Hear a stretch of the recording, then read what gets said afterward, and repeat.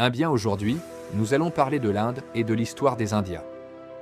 Caméra, regardez cette vidéo jusqu'à la fin, parce que ce que vous allez découvrir aujourd'hui est une histoire immense, fascinante, pleine de mystères, de civilisations anciennes, de grandes religions, de royaumes puissants et de transformations incroyables. Globe sur la zone Europe-Amérique. Introduction, l'Inde, une terre ancienne et sacrée. Aujourd'hui, nous allons parler d'un pays qui est l'un des plus anciens du monde, l'Inde. L'Inde n'est pas seulement un pays. C'est une civilisation gigantesque, une terre de sagesse, de spiritualité, de diversité, de traditions et d'histoire millénaire. Depuis des milliers d'années, l'Inde est un lieu où sont nées des religions, des empires, des sciences, des arts et des cultures extraordinaires.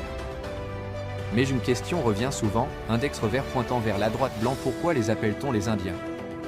Index revers pointant vers la droite blanc. Qui sont vraiment les Indiens? Index revers pointant vers la droite blanc. Existe-t-il plusieurs sortes d'Indiens? Alors restez bien jusqu'au bout, car nous allons tout expliquer. Pourquoi les appelle-t-on Indiens?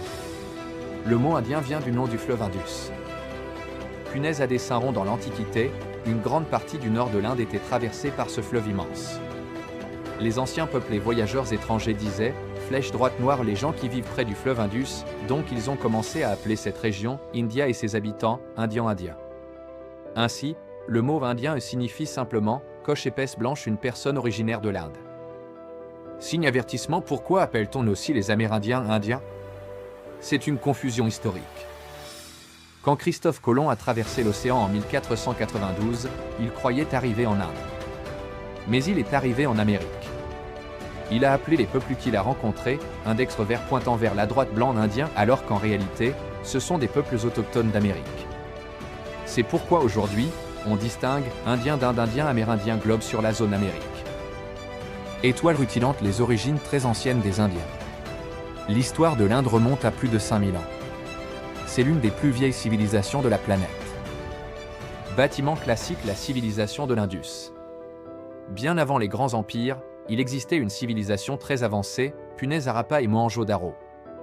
Ces villes avaient des routes organisées, des maisons en briques, des systèmes d'égouts, une société structurée.